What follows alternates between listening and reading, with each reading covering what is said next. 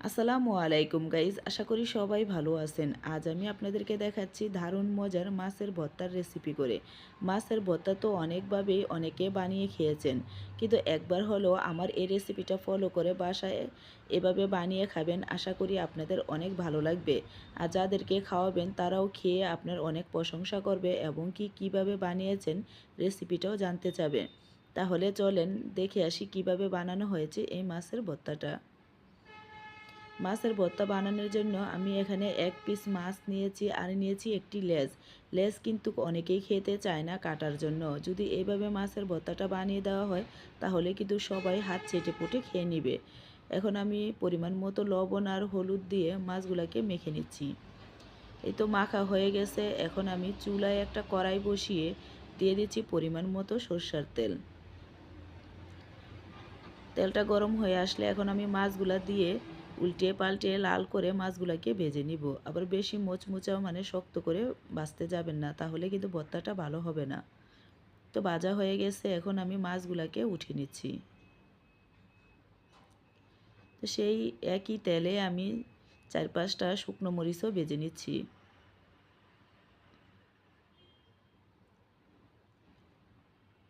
তো মরিচগুলো ভাজা হয়ে গেছে, এখন আমি মরিচগুলো উঠিয়ে নিচ্ছি।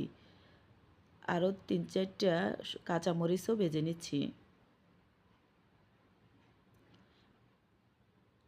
তো কাঁচামরিচগুলো ভাজা হয়ে গেছে, এখন আমি উঠিয়ে দিয়ে দিচ্ছি পেঁয়াজ, আর দিয়ে দিচ্ছি 3 কোয়া রসুন। দিয়ে পেঁয়াজ আর রসুনটাকেও হালকা কিছুক্ষণ ভেজে নিচ্ছি। সাথে দিয়ে দিচ্ছি আরও কিছু ধনিয়াপাতা।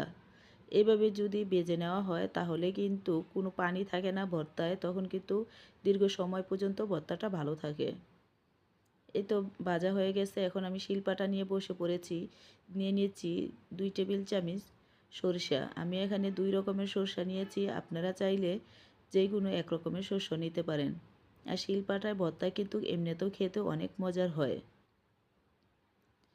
তো এখন কাঁচামরিচ আর শুকনো মরিচ দুটোই একসাথে আমি বেটে নিচ্ছি।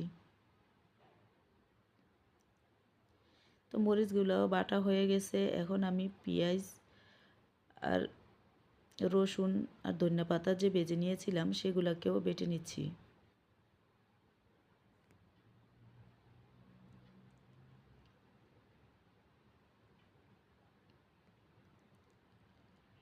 এখন আমি মাছগুলো থেকে কাটা বেছে নিচ্ছি।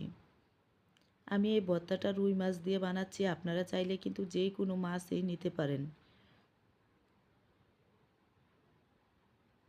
তো কাটাগুলো বেছে নেওয়া হয়ে গেছে, এখন আমি এই মাছগুলোকেও বেটে নিব। অবশ্যই কিন্তু বেটে নেবেন, কারণ এই ভর্তাটা এভাবে যদি বেটে নেওয়া হয় তাহলে কিন্তু ভর্তাটা খেতে দারুণ মজার হয়।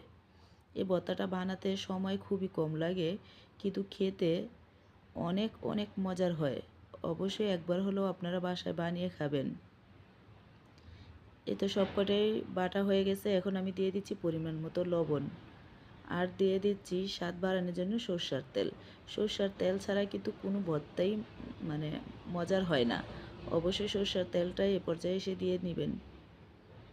আর লবণটাও কিন্তু বুঝে দিবেন, কারণ আমরা কিন্তু মাছ ভাজার সময়ও লবণ দিয়েছি। তো মাখা হয়ে গেছে, এখন আমি একটা বাটিতে নিয়ে নিচ্ছি। আর যে পাটায় ভর্তা ছিল সেখানে আমি কিছু ভাত নিয়ে নিচ্ছি। এভাবে আমার মতো কে কে পাটায় ভাত মেখে খান, আর এই ভাত কিন্তু খেতে দারুণ মজার হয়। যারা খান তারা তো অবশ্যই জানেন। যারা পছন্দ করেন চলে আসেন আমার সাথে ভাত খাওয়ার জন্য। তো দেখেন আমার মুখে আর কোনো কথা আসছে না, শুধু খাইতেই আছি, এতটা মজার হয়েছে। তো দেখেন ভর্তাটা কতটা লোভনীয় হয়েছে। আশা করি আপনাদের অনেক ভালো লাগবে, আর বাসায় অবশ্যই বানিয়ে খাবেন।